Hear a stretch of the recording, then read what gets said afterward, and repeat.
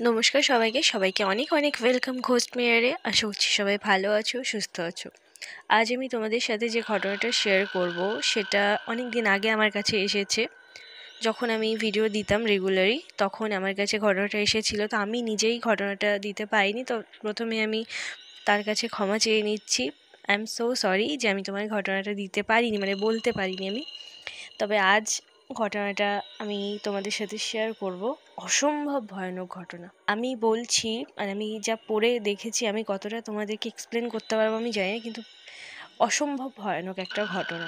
আমি এরকম ঘটনা প্রথমবার কারোর কাছ থেকে এরকম শুনলাম। আশা করছি তোমাদেরও ভালো লাগবে। তোমাদের যদি ভিডিওটা ভালো লাগে তো ভিডিওটা লাইক করে চ্যানেলটা সাবস্ক্রাইব করে দিও। আর তোমরাও যদি আমাকে ঘটনা পাঠাতে চাও তো আমাকে মেল করে দাও ghostmirror314@gmail.com-এ। ঘটনা তোমরা ভয়েস রেকর্ড করেও পাঠাতে পারো এবং লিখেও পাঠাতে পারো, সেটা তোমাদের ইচ্ছে। তো আর বেশি কথা না বেরিয়ে ঘটনায় ফিরছি। তো ওয়ান্স এগেন সকলকে অনেক অনেক ওয়েলকাম ঘোস্ট মিররে। ঘটনা শুরু করছি পিয়ালির ভাষায়। আচ্ছা, ওর পুরো নাম পিয়ালি সাউ, ওর বাড়ি আমতাতে।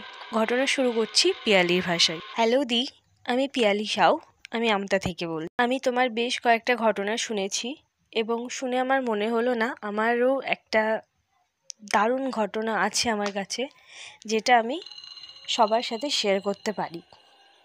আসলে ঘটনাটা আমার একটা মানে বংশগত একটা ঘটনা। আমি পার্সোনালি চোখে না দেখলেও আমি ঘটনাটা আমার যে ঠাম্মা দাদু তাদের মুখ থেকে শুনেছি। সেই কারণেই তোমাদের সাথে শেয়ার করার জন্য আমি আজ তোমাকে ঘটনাটা লিখছি। আশা করছি ঘটনাটা ভালো লাগবে। আর আমার ঘটনাটা যদি সিলেক্ট হয় তাহলে অবশ্যই আমাকে একটা রিপ্লাই মেল তুমি করে দিও। আচ্ছা, থ্যাংক ইউ পিয়ালি, তুমি ঘটনা পাঠালে তার জন্য। তোমাকে আমি রিপ্লাই মেল করে দিয়েছি। তুমি ঘটনাটা দেখছো কি আমি জানি না, মানে তুমি দেখতে পাবে কি আমি জানি না। তবে অসংখ্য ধন্যবাদ তোমাকে যে তুমি টাইম নিয়ে আমাদের জন্য, আমার এই চ্যানেলটার জন্য এতটা করেছো। তো আমি আবার ঘটনায় ফিরছি। ঘটনাটা আমার মেজো বড় বাবার সাথে ঘটেছে। মেজো বড় বাবা বলতে আমার যে বড় বাবা তারা ছিল 4 ভাই এবং 2 বোন। তো আমার বড় বাবা যে মানে আমার বাবার যে মানে দাদু, সেই ছিল সব ছাড়া বড় তাদের মধ্যে। দুধ ছাড়া যে ছোট, মানে যে 2 নম্বর, সেই হচ্ছে আমার মেজো বড় বাবা। তো আমি প্রথমে বলে রাখি, আমি জন্মগতভাবে পশ্চিমবঙ্গের হলেও আমার যে দাদু এবং তারও পূর্বপুরুষরা কিন্তু বিহারের একটা ছোট্ট গ্রামে আমরা থাকতাম। তো সেখানকারই এই ঘটনাটা। আর এই যে মেজো দাদু, উনি ছোট থেকেই খুব অসুস্থ হয়ে পড়তেন প্রায়শই। মানে এক একজন থাকে না একদম জন্ম থেকেই যেন রোগ বাগে ভোগে, তো উনিও, ওই মেজো বড় বাবাও আমার সেই রকমই অসুস্থ ছিল, প্রায়শই রোগ বাগে ভুগতো ছোট থেকেই। এই একটু হয়তো এদিক থেকে ওদিক হচ্ছে, একটু জল চেঞ্জ হচ্ছে, একটু হাওয়া চেঞ্জ হচ্ছে, কিনা ঠান্ডা লেগে যাচ্ছে, জ্বর হয়ে যাচ্ছে, এরকম মানে রোগ লেগেই থাকতো। কোনো দিন যে ভালো করে সুস্থ হয়ে থাকতো তা থাকতো না। ঠিক এই রোগবাগের কারণেও তাও শরীরটাও সেরকম ভালো যেত না। শরীরে মাংস লাগতো না, দুর্বল হয়ে থাকতো, চোখ মুখ বসা বসা, গাল টাল বসা বসা, এরকম। ঘটনাটা যেহেতু অনেকটা পুরনো, তো তখন আমার যে বড় বাবা তার বিয়ে হয়ে যায়। মানে আমার যে বড় মার সাথে বিয়ে হয়, যেহেতু আমার বড় বাবা সব ছাড়া বড় 4 ছেলের মধ্যে। এবং আমার বড় বাবার বিয়ের পরই আমার ওই মেজো যে বড় বাবা, তারও ইচ্ছে হলো যে সেও বিয়ে করবে। যেহেতু বিয়ে করবে ভেবেছে, তো সেও কোনো রকম কাজের মধ্যে আর কি যাবে। আগেকার দিন তাই 15-16 বছর হতে হতে ছেলেদের বিয়ে দিয়ে দেওয়া হতো। তো আমার সেই মেজো বড় বাবার বয়স বেশি ছিল না। যেহেতু প্রথম থেকেই বললাম একদম ছোট থেকেই রোগবাগে ভুগতো, তো শরীরও তেমন ভালো ছিল না, কোনো কাজকর্মও করতো না, বিয়ে দেবে কি করে? যে মানুষ মাঠে ঘাটে খাটবে সেই রকম শরীরও আমার সেই মেজো বড় বাবার ছিল না, ছোট ছিল। 13-14 বছরের একটা ছেলে আবার কতই বা বড় হবে। কিন্তু আমার বড় বাবাকে দেখে আমার মেজো বড় বাবার ইচ্ছে হয়েছিল যে মেজো বড় বাবাও বিয়ে করবে। মানে প্রায়শই আর কি, মানে আমার বড় বাবার বিয়ের 3-4 মাস পর থেকে আমার মেজো বড় বাবা বলা স্টার্ট করে যে আমু বিয়ে করবো, আমু কোনো কাজ করবো, আমাকেও বিয়ে দিবা, আমু সংসার করব। তো যে আমার যে বড় বাবার কি বাবা মারা ছিল, তারা বলতো তোর তো এখন কিছু করিস না, কিছু তো করতে হবে, তোর বউকে তো আর আমরা টানবো না, তোর সংসার হবে, তোকে তাকে কিছু করতে হবে, তোর তো শরীরের এই অবস্থা, হ্যাঁ আগে তাহলে তোকে কিছু করা শিখতে হবে, তোর কিছু পুঁজি জমাতে হবে, তবেই তোকে আমরা বিয়ে দিতে পারবো, পুঁজি না জমালেও তোকে তো একটা কিছু করতে হবে খেটে খাওয়ার মতো। তো সেই জন্য তখন আমার যে মেজো বড় বাবা, তিনি একটি ছাপাখানায় কাজে লাগবে বলে ঠিক করেন আর কি। সেটা আমার ওই বড় বাবার বাবা ঠিক করে দেন একটা ছাপাখানার কাজ। যেহেতু ওই বয়স থেকেই ছেলেরা কাজ করে, তখন যেহেতু মেজো বড় বাবার ইচ্ছে হয়েছে সে বিয়ে করবে, তাকে তো কিছু একটা করতে হবে। তো আমার সেই বড় বাবার যে বাবা সেই কাজটা ঠিক করে দেয়, ছাপাখানার কাজ। একটাই সমস্যা ছিল, ছাপাখানাটা ছিল গ্রামের বাইরে, মানে গ্রাম থেকে একটা মানে পরিত্যক্ত একটা ওই জমি টমির পাশ দিয়ে আর কি যেতে হয়। আশেপাশে বাড়িঘর নেই, আগে এমনিতেও সব জমি থাকতো, তো একদমই বাড়িঘর নেই এমন জায়গা দিয়ে আর কি সেই গ্রামের বাইরে দিয়ে সেই ছাপাখানায় যেতে হবে, তবে কি ছাপাখানাটা পাবে। গ্রামের ভিতরে তেমন কিছু নেই, দোকান পাশের কিছুই নেই যে সেখানে কিছু করে খাওয়া যাবে, ওখানে সব চাষবাস। বিয়ের এমনই একটা নেশা সে আমার মেজো বড় বাবার মধ্যে চলে এসেছিল যে যত জ্বর জ্বালা সর্দি কাশি যাই হোক না কেন, শরীর খারাপ তো লেগেই থাকতো, তো যাই হোক সে কাজ কামাই করতো না, কারণ একদিন কাজ কামাই করলে সে সেই দিনের মাইনেটা আর পাবে না। আর তাকে এখন নিজের আর একটা জিনিস বলে রাখি, এই কাজ করার ইচ্ছেটা আরও হলো কারণ হচ্ছে গিয়ে তা ভীষণই অর্থনৈতিক অবস্থা ভীষণ খারাপ ছিল। ওই একটা দুটো ঘরেই সবাই মিলে থাকতো, তো যেই বিয়ে করবে তাকে নিজের মতো করে মাটি দিয়ে হোক, খড় দিয়ে হোক আর কি, কঞ্চি দিয়ে হোক, যাই দিয়ে হোক নিজেকে ঘর করেই থাকতে হবে। আলাদা করে ঘর করে দেওয়ার সামর্থ্য তাদের ছিল না। তো সেই জন্য নিজেকে কিছু পুঁজি জমিয়ে, নিজেকে জায়গা ছিল, নিজেকে আলাদা করে নিজের মতো ঘর করে নিয়েই তবে সে বিয়ে করতে পারবে। সেই জন্য আর কি মেজো বড় বাবার কাজের যে ইচ্ছেটা সেটারও বেড়েছিল, কারণ কি কিছু পুঁজি জমিয়ে একটা ছোটোখাটো করে একটা কাঁচা ঘর করতে হবে থাকার মতো, তারপরেই বিয়ে করতে পারবে। আর আমার যে বড় বাবা বললাম, সেই বড় বাবার যে একদম ছোট ভাইটা, মানে যে 4 নম্বর ভাই, সে হচ্ছে গিয়ে তার একটু সে ছোট, একদমই ছোট, সে 9 বছর কি 8 বছর এরকম বয়স হবে তার। সবাই পিঠোপিঠি, ছেলেমেয়েরা সবাই পিঠোপুটি, মানে এই 1-1.5 বছরের গ্যাপে সব যেই যে 6 ছেলে মেয়ে বললাম, সেই 6 ছেলে মেয়ে 1-1.5 বছরের সব গ্যাপে সব মানে পিঠোপিঠি ছেলে মেয়ে সব। তা একদম যে ছোট ছেলে আমার যে বড় বাবার ভাই, যে ছোট একদম, তো সে তো ছোট, তো তার আবার ছিল হচ্ছে গিয়ে পায়রা পোষা, খরগোশ পোষা, মানে এইসবের আবার খুব শখ ছিল। বাড়িতে বেশ অনেক কটা বেড়াল পোষা, এইসবের খুব শখ ছিল। তখন তো এসব পায়রা খরগোশ বেড়াল টেড়াল এগুলো তো কিনতে হতো না, এত এর বাড়িতে আছে, এই তুই একটা বাচ্চা হলে আমাকে দিস, এরকম বললে অনেকে দিয়ে দিয়েছে, এগুলো তো কিনতে হতো না তখন। তো সেই রকমই, বেশি ছিল না তবে ছিল। সে মানে আমার একদম ছোট বড় বাবার এইসব পশু পাখি তার জন্য বাড়িতে থাকতো, কিছু 2-3টে খরগোশ, বেশ কয়েকটা পায়রা, একটা বেড়াল এরকম ছিল। এই নিয়ে আমার বড় মা বড় বাবার যে বাবা মা তারাও খুব রাগারাগি করতো, কারণ কি নিজেদের থাকারই ঠিকঠাক জায়গা হয় না, সেখানে আবার এই পশু পাখি। তাও খুব মানে ইচ্ছে করেই ওই ছোট বড় বাবা ওই যে পায়রা বেড়াল খরগোশ ওগুলোকে নিজের কাছে রেখেছিল। এরকম করতে করতে বেশ কয়েক মাস কেটে যায়, মেজো বড় বাবা বেশ ভালোই কাজ করছিল। বেশ কয়েক মাস যাওয়ার পরে একদিন হঠাৎ করেই মেজো বড় বাবা বেশ অসুস্থ হয়ে পড়ে। বেশ অসুস্থ মানে গুরুতর অসুস্থ, পেটে ব্যথা এবং বমি হচ্ছিল, 2-1 বার বমির সাথে রক্ত উঠেছিল, এরকম মানে বেশ কয়েকদিন ধরে পেটে ব্যথা বুক ব্যথা এসব হচ্ছিল। তো মেজো বড় বাবা বলেনি, কারণ তাহলে বাড়ি থেকে কাজে যেতে দেবে না, একদিন যদি কাজে না যায় তাহলে আর টাকা পাবে না, মানে টাকার নেশাটা তখন খুবই হয়ে গেছিলো মেজো বড় বাবার। মেজো বড় বাবা খুবই অসুস্থ, মেজো বড় বাবাকে সবাই মিলে বাড়ির বারণ করছে যে তুই যাস না আজকে কাজে, তোর শরীরটা তো খারাপ, মানে কে কার কথা শুনছেই না, কারণ যদি না যায় তো সেদিনের মাইনেটা আর পাবে না।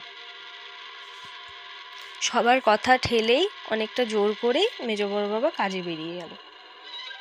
মেজো বড় বাবা মূলত 8টা 8:30টার মধ্যে বাড়ি ঢুকে পড়তো, যেহেতু ছাপাখানার কাজ, আবার গ্রাম থেকে বেশ অনেকটা দূরে, আসতে যেতেও সাইকেলে করে 1 ঘন্টা টাইম লাগে। 7টার মধ্যে ছুটি হয়ে গেল, 7টা 7:30টার মধ্যে ছুটি হয়ে গেলে মোটামুটি বেশি হলে 8:30, তার আগেই মেজো বড় বাবা বাড়ি ঢুকে পড়তো। তো সেই দিন রাতের বেলায় 9টা বেজে যাচ্ছে, মেজো বড় বাবা বাড়ি ঢুকছে না।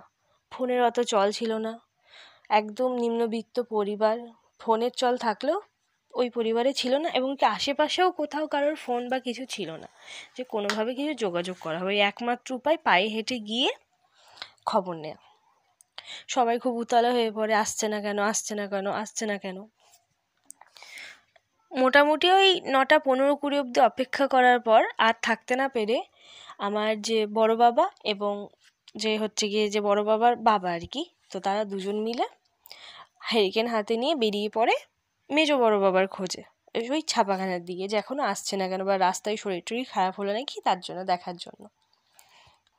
তো তারা হাঁটতে হাঁটতে ছাপাখানায় যায় এবং ছাপাখানা বন্ধ তখন। ছাপাখানার পাশেই সে ছাপাখানার যে মালিক তাদের বাড়ি। তো সেখানে গিয়ে জিজ্ঞেস করে এবং বলে যে ওর তো আজকে শরীর খারাপ ছিল, মানে মেজো বড় বাবার কথা আর কি জিজ্ঞেস করছিল। বললো যে ওর তো আজকে শরীর খারাপ ছিল, এসে থেকেই বলছিল শরীর খারাপ, কোনো রকমে কাজটা করলো। ওকে তো আমি আজকে সন্ধ্যাবেলাই ছেড়ে দিয়েছি শরীর খারাপ বলে। ওকে আমি অন্ধকার নামার আগেই 6টার দিকে আমি ওকে ছেড়ে দিয়েছি। এই কথা শুনে যে আমার বড় বাবা এবং যে বড় বাবার যে বাবা আর কি, সে তো খুবই ভয় পেয়ে গেল যে 6টার সময় ছেড়ে দিলে তো ছেলের তো মোটামুটি 7টা থেকে না আমি বেশি ধরলে 7:30টার মধ্যেই চলে যাওয়ার কথা, এখনও তাহলে পৌঁছোয়নি কেন। ওরা কিছু উপায় না পেয়ে আবার ওই পথ দিয়েই আবার বাড়ি ফেরে। বাড়ি ফিরে এসে দেখে যে তখন মোটামুটি কিছু না হলেও 11টা পার হয়ে গেছে। দেখে মেজো বড় বাবা বাড়িতে।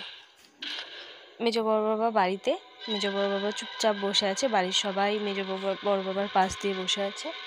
মেজো বড় বাবাকে জিজ্ঞেস করলো, তোর ছাপাখানার ওখানে গিয়েছিলাম তোর খোঁজ করতে, তো তোকে তো বললো 6টার সময় ছেড়ে দিয়েছে, তুই যা তো দেরি করলি কেন তাহলে? মেজো বড় বাবা কোনো উত্তর দিচ্ছে না, শুধু এক কথাই বললো, বসেছিলাম, শরীর খারাপ ছিল বসেছিলাম, ব্যাস এটুকুই বললো। তো মেজো বড় বাবার হাব ভাব আমার ঠিক, যে মেজো বড় বাবার যে মা আর কি, তার ঠিক কেমন লাগলো, খটকা লাগলো। হাব ভাবটা কেমন লাগছে, সেই মানে যেরকম সচরাচর যেরকম হাব ভাব থাকে সেরকম একদমই লাগছে না। শরীর খারাপ বলা হচ্ছে খা, কি এখানে এসে শো, মাথায় হাত বুলিয়ে দিয়ে কিছুই করতে দিচ্ছে না আর কি। তো যাই হোক, কোনো রকমে সবাই খাওয়া দাওয়া করে যে যার মতো শুয়ে পড়লো। এক ঘরেই সব শয়, মানে এক ঘরে শয় মানে যে আমার বড় বাবা এবং যে বড় মাস তাদের ঘরটা আলাদা, বললাম আমি নিজেকে ঘর করে বিয়ে করতে হবে, তাদের ঘরটা আলাদা, বাকি সব যা ছেলেমেয়েরা আছে ঘর বারান্দা মিলে আর কি শয়। রাত তখন 1:30 হবে। আমার বড় মা কিছু একটা আওয়াজ পাই, বেড়ালটা যেন ডাকছে, মানে কান্না করছে এমন একটা আওয়াজ পাই, আস্তে আস্তে খুব। তো আমার বড় মা ওঠে এবং উঠে মানে, আর বেড়ালের ওই ঘরটা না, ওই ঘরেরই একদিকে বেড়ালের ওই ওই বাঁশ দিয়ে আর কি খাঁচা মতো করা ছিল, বেড়াল পায়রা খরগোশ সব ওই এক জায়গাতে 3-4 ঠাক করা ছিল, সেখানে সবগুলো থাকতো ওই একটা জায়গাতেই, ওগুলো সব ঘরের মানে ওই বারান্দাতেই আর কি। তো বড় মা কি মনে হলো আস্তে আস্তে ফট করে বেরিয়ে না গিয়ে আস্তে আস্তে ঘরটা খুললো, দেখি তো কি হচ্ছে বলে। বারান্দাতে হালকা করে আলো জ্বলছে, বাকি সবাই ঘুমোচ্ছে। বড় মা শুধু দেখতে পেল যে ওই যে খরগোশ পায়রা টায়রাগুলো থাকতো যে ঘরটা, খরগোশের যে দরজাটা, খরগোশ যে জায়গাটা থাকতো সেই দরজাটা সেটা খোলা। বড় মা কিছু বুঝতে পারলো না যে এত রাতে আবার খরগোশকে নিল, খরগোশ খোলা কেন। যে ছোট ভাই আর কি, তাকেও দেখা যাচ্ছে যে সে বাইরে বারান্দায় শুয়ে আছে, তো সেও তো নেয়নি, খরগোশ বের করেনি, তাহলে খরগোশ বের করলো কে? বড় মা খুবই পা টিপে টিপে কী একটা মনে হয় না, আমাদের সিক্স সেন্স বলে দেয়, তো বড় মার কী মনে হলো, বড় মা একটা আওয়াজ আসছিল সাইড থেকে, মানে বাইরেটা থেকে আর কি, ঘরের বাইরেটা থেকে। তো বড় মা একটু একটু হালকা করে এগিয়ে গিয়ে দেখলো, আর দেখে একদম বড় মা বড় মা দেখছে যে খরগোশটা ছিল, খরগোশটাকে জাস্ট একদম দাঁত দিয়ে মেজো বড় বাবা একদম উঠোনের কোনা বরাবর, চাঁদনি রাত, কোনা বরাবর বসে ওই খরগোশটা হাতে আছে, সাদা ধবধবে খরগোশ, পরিষ্কার বোঝা যাচ্ছে, চাঁদের আলোতে পরিষ্কার দেখা যাচ্ছে মেজো বড় বাবা 2 টুকরো করে ফেলেছে খরগোশটাকে, দাঁত দিয়েই কামড়িয়ে 2 টুকরো করে ফেলেছে, এক হাতে শরীরটা খরগোশের আর আরেকটা মাথাটা। মেজো বড় বাবা খরগোশের মাথাটা মুখে দিয়ে চিবোচ্ছে বা কিছু যাই হোক টানছে, একদম পরিষ্কার বোঝা যাচ্ছে, রক্তও বোঝা যাচ্ছে। বড় মা জাস্ট থাও হয়ে গেছে, যেটা কি হলো, কে এটা?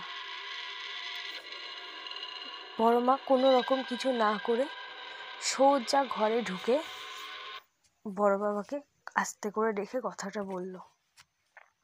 বড় বাবা বিশ্বাস করছে না। বড় বাবাকে অনেক বুঝিয়ে তারপর বড় বাবা মানলো এবং কি হয়েছে সেটা দেখবে বলে বাইরে বেরোতে চাইলো, কিন্তু বড় মা বেরোতে দিল না।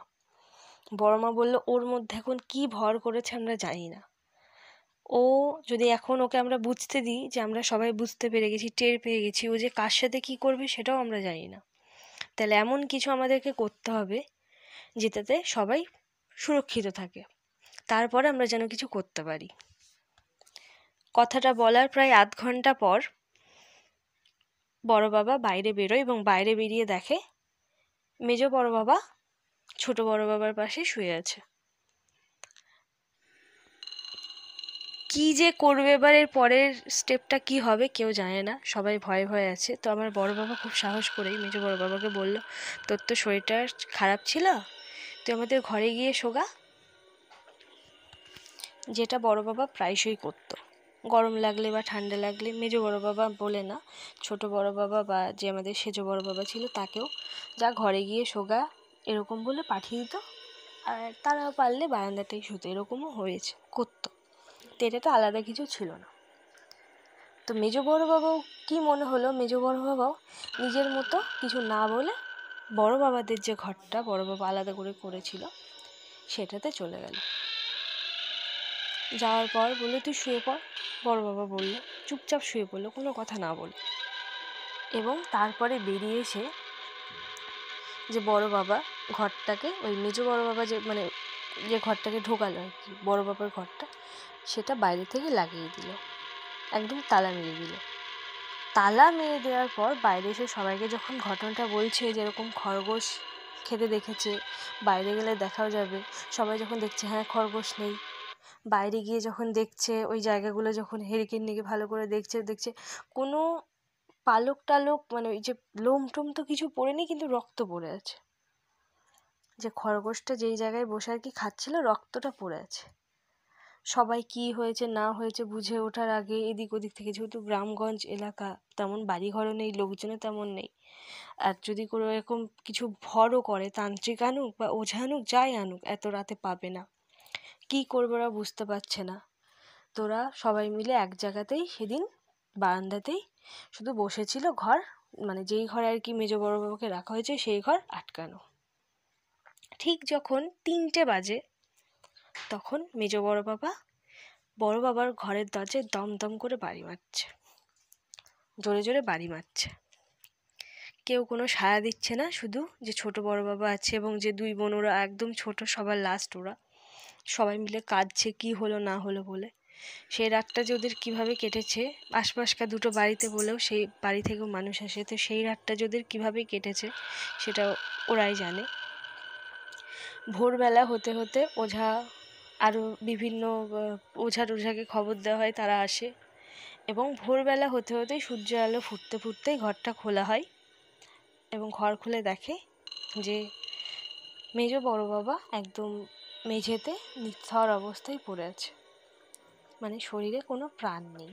যে মেজ বড় বাবা আর কি 1 ঘন্টা আগেও জোরে জোরে, মানে সে মনে হচ্ছে যেন একদম দরজা ভেঙে ফেলবে এমনভাবে দরজায় ধাক্কা মারছিল, সেই বড় বাবার শরীর এখন দেখে মনে হচ্ছে এই মরা কিছু না হলেও 8-9 ঘন্টা আগের মরা, 8-9 ঘন্টা আগে এটা ডেড বডি, এমন দেখে বোঝাই যাচ্ছে। কারণ যারা এইসব জিনিসগুলো আর কি জানে তারা জানবে যে বডি দেখেই বোঝা যায় কিন্তু যে মরাটা ঠিক কতক্ষণের হতে পারে। হাত পা সাদা ফ্যাকা হয়ে গেছে, হলুদ হয়ে গেছে মুখ টুক, শরীরটা মনে হচ্ছে যেন ফুলে গেছে, বিভিন্ন রকমের আর কি জিনিস বোঝা যাচ্ছে। কিন্তু 1 ঘন্টাও না, ঠিক 3টে বাজার পরপরই সেই মেজ বড় বাবাই কিন্তু ঘর থেকে ধাক্কা মারছিল, কোনো কথা না, শুধু ধাক্কা জোরে জোরে। আমি প্রথম থেকেই বললাম যেহেতু একটু শরীরটা ছোটো থেকে একদম দুর্বল খারাপ, তত শরীরে জোর, মানে কোথা থেকে যে কত হাতির জোর চলে এসেছিলো, মানে দরজা ভেঙে ফেলবে এমন ভাব। সেই মানুষ এখন একদম মারা গেছে, আর সেই মারা তো এখনকার না, বোঝা যাচ্ছে মনে হচ্ছে সেই কখনকার, সেই সন্ধ্যাবেলাকার মরা। ওঝারা দেখে বলল, ভালো করে যখন সব দেখলো বলল যে ও মারা গেছে অনেকক্ষণ আগে। যখন সব শুনে ওরা বুঝতে পারলো যে মারা গেছে অনেকক্ষণ আগে আর কি, যখন ওই মেজো বড় বাবা বলছে যে শরীর খারাপ, তো তখনই হচ্ছে গিয়ে আসার পথে, ছাপাখানা থেকে আসার পথেই মেজো বড় বাবা এরকম মারা গেছে, যেহেতু রাস্তাতেই মারা গেছে আর ফাঁকা রাস্তা, এরকম আমরা অনেকে শুনেছি যে মৃতদেহ কিন্তু কখনো একা রাখতে হয় না, সেখানে পিশাচ হামলা করে শরীরে, তো ওরা কিন্তু শরীর খোঁজে। আর পিশাচ মানে কিন্তু মৃত্যু, ওরা মৃত্যু মারার জন্যই আসে, ওরাই মৃত্যু। তো মেজো বড় বাবার সাথেও ঠিক এটাই হয়েছিল। আসার পথে মেজো বড় বাবা মারা গেছে, আর যে মেজো বড় বাবার রূপ নিয়ে যে বাড়িতে এসেছিল সেই মেজো বড় বাবা ছিল না, সে মেজো বড় বাবার রূপে একজন পিশাচ ছিল। তো এটা গেল, এটা তো প্রথম সূত্রপাত এটা।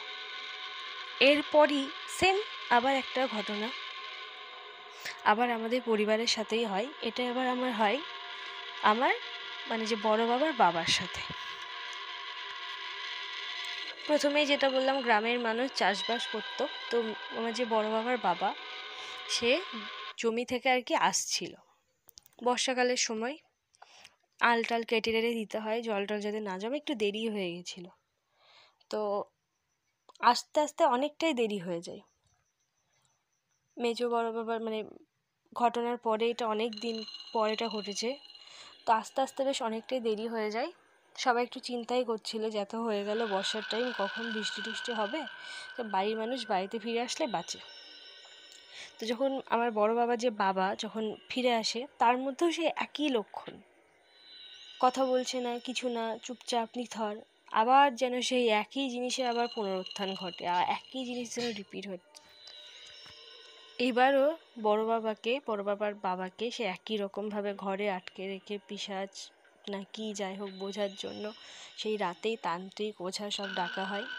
ঘর যখন খোলা হয় তো ঘরে ডেড বডি পড়ে, মানে সুস্থ মানুষ ঘরে ঢুকছে, তার হাবভাব আচরণ সব আলাদা হয়ে যাচ্ছে। ঘরের মধ্যে আটকে রাখলে আধ ঘন্টা পর হোক 1 ঘন্টা পর হোক খুললে দেখা যাচ্ছে সে মৃত, শরীরে আর প্রাণ নেই। মানে এই পরপর এরকম একই ঘটনা দুবার একই বাড়ি থেকে ঘটার কারণেই বলা চলে যে আমার যে পূর্বপুরুষরা ছিল তারা বিহারের ওদিক থেকে চলে আসে, ওয়েস্ট বেঙ্গলে আমাদের পশ্চিমবঙ্গে চলে আসে এবং এখানে এসে স্থায়ীভাবে বসবাস করতে শুরু করে, এবং তারপর থেকে ওই ধরনের ঘটনা আর আমাদের পরিবারের সাথে ঘটেনি। তো এটাই ছিল পিয়ালির ঘটনা। থ্যাংক ইউ পিয়ালি, এত ভয়ানক একটা ঘটনা পাঠানোর জন্য। আমি এই ধরনের ঘটনা প্রথমবার সত্যি শুনলাম যেরকমও হয়। তো তোমরা যদি ঘটনা পাঠাতে চাও তো আমাকে মেল করে দাও, আমি সব ডিটেলস ডেসক্রিপশনে দিয়ে দেবো। তো ঘটনা এতটাই, আর আজকে বেশি বড় ঘটনা আবার পরের এপিসোডে আবার তোমাদের সাথে আবার নতুন ঘটনা নিয়ে আসবো। তো ভিডিওটা ভালো লাগলে ভিডিওটা লাইক করে চ্যানেলটা সাবস্ক্রাইব করে দিও। দেখা হবে আবার নেক্সট কোনো ভিডিওতে।